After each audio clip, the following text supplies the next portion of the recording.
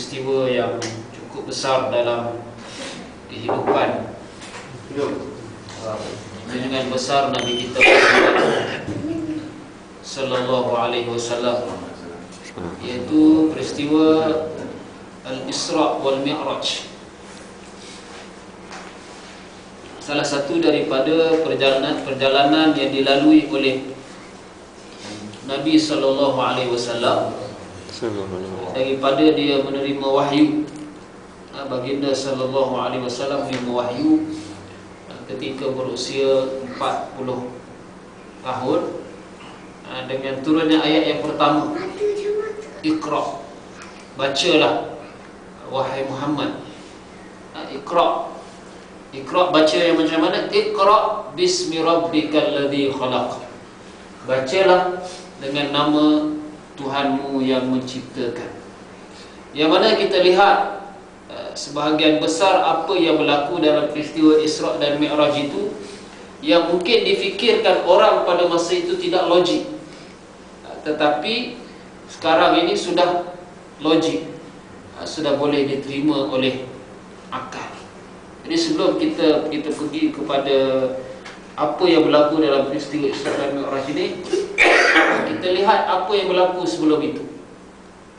Jadi peristiwa Isra dan Mi'raj ini berlaku kira-kira pada tahun yang ke-10 kenabian. Maksudnya setelah 10 tahun daripada turunnya wahyu yang pertama, pada peringkat awal apabila Nabi SAW menyebarkan Islam, orang yang pertama diajak oleh Nabi ialah isterinya sendiri.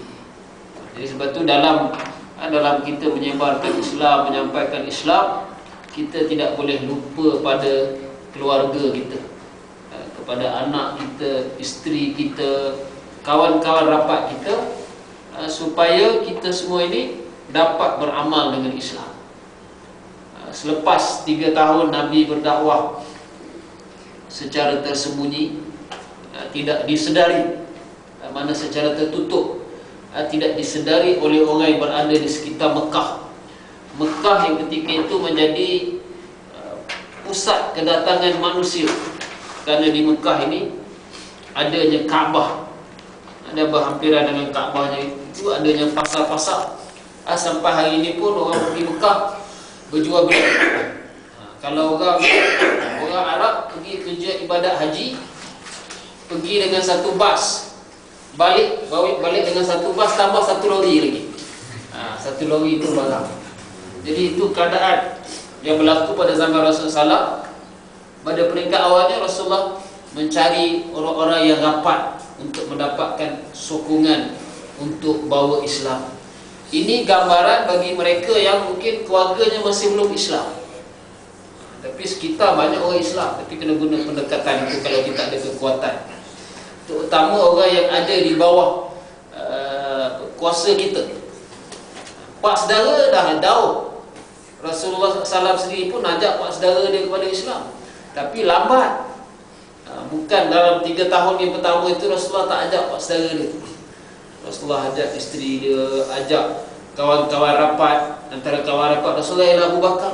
Abu Bakar pula bawa orang-orang yang rapat dengan dia. Sebab itu sahabat-sahabat yang hebat, seperti Sayyidina Osman.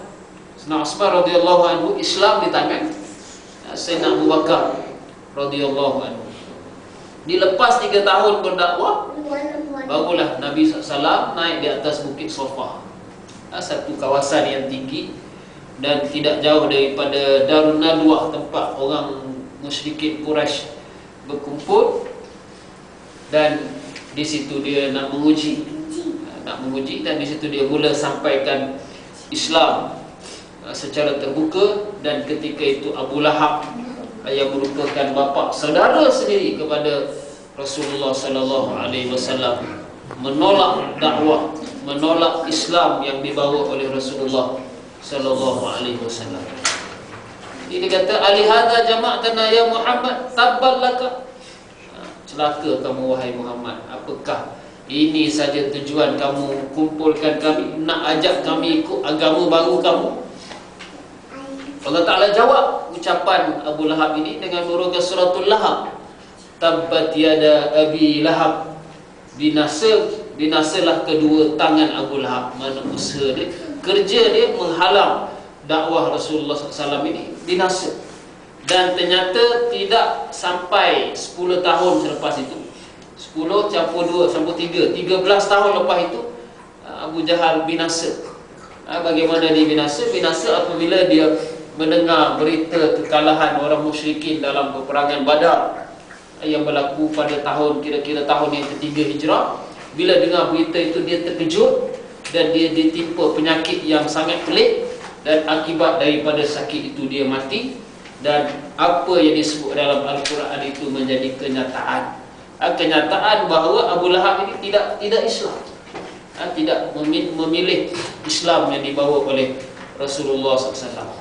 Selepas tahun yang ketiga itu, Rasulullah terus menyebarkan Islam, tapi yang ikut Islam tidak ramai. Tapi yang peringkat ini, orang yang ikut tu memang orang yang hebat. Mana dia terima Islam itu dalam keadaan persekitaran tidak membantu. Pergi Kaabah nak beribadat macam mana? Patung-patung penuh di keliling Kaabah. Jadi orang tak terima lagi Islam.